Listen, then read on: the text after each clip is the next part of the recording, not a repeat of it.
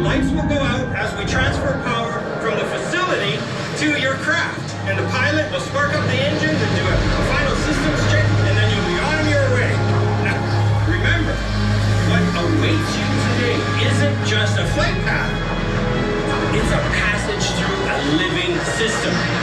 Have a great expedition. Hope to see you out here in the field. Auxiliary power activated. Welcome aboard rotor 9052. This is your captain speaking. Set vision deck to pilot position. Prepare for a blackout as we divert power to the EOX-4 and fire up the engines. Full power transfer achieved.